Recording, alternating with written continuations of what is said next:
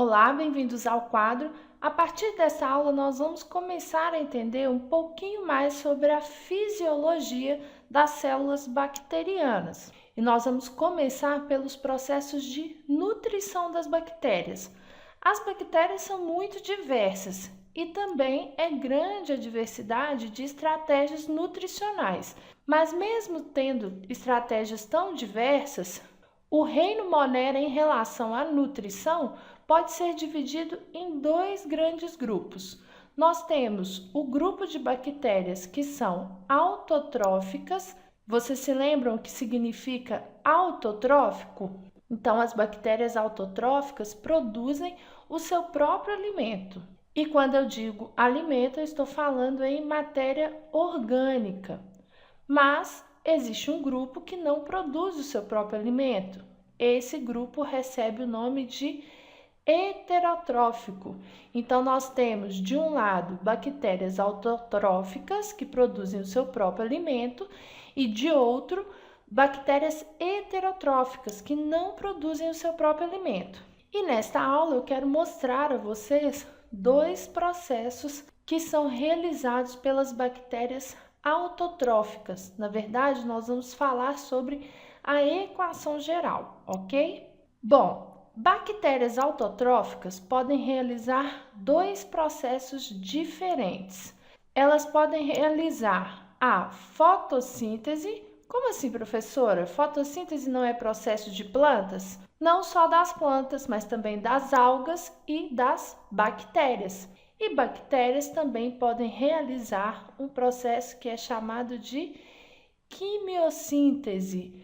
Qual é a principal diferença entre esses dois processos? A principal diferença está na fonte de energia que é utilizada pelas bactérias para realizar cada um desses processos.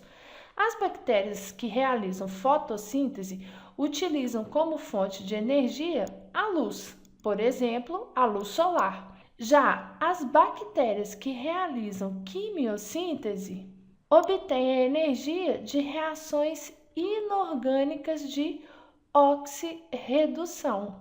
Daí o nome quimiossíntese. Quimi se refere justamente a essas reações químicas, enquanto foto se refere à luz. Agora, nessa aula nós vamos nos focar nos grupos de bactérias que realizam fotossíntese. Nós vamos ver nessa aula que são dois tipos de fotossíntese. Esse grupo de bactérias é chamado de fotoautotróficas. Autotróficas porque produzem o seu próprio alimento e foto porque realizam fotossíntese. E na próxima aula nós vamos ver o grupo de bactérias que realiza quimiossíntese, ok? E quais são essas bactérias fotoautotróficas? Nós temos as proclorófitas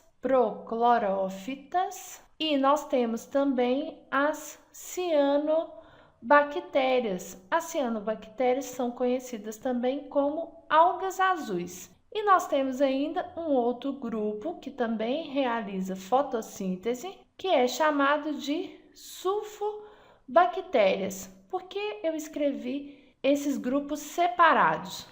Bom, porque eles realizam dois tipos de fotossíntese diferentes. Esse primeiro grupo, que é composto pelas proclorófitas e pelas cianobactérias, realiza um processo de fotossíntese que é muito semelhante ao processo das algas e das plantas. E por que isso? Porque eles possuem um pigmento que é semelhante ao pigmento das algas e das plantas, que é a clorofila. E como que é a reação de fotossíntese que esses grupos realizam? Bom, nós temos o gás carbônico reagindo com a molécula de água e na presença de luz, né, já que nós temos aqui a fotossíntese, então a luz vai fornecer energia, haverá então a produção de glicose e também de gás oxigênio. Eu não vou balancear porque não é o nosso objetivo nessa aula. O objetivo é que vocês vejam uma equação geral, a reação geral, ok? E as sulfobactérias? Como é o processo de fotossíntese delas? Bom, aqui nós também temos o gás carbônico, só que esse gás carbônico vai reagir agora com outro gás, que é chamado de gás sulfídrico. E a fonte de energia aqui não é fotossíntese? Então, a fonte de energia também será a luz. Será produzida aqui também uma molécula orgânica, enxofre e ainda uma molécula de água.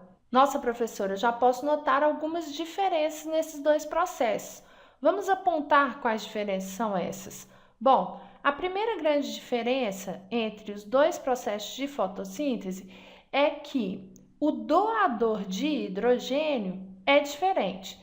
Na primeira fotossíntese, que é a fotossíntese realizada por cianobactérias e proclorófitas, o doador de hidrogênio é a água.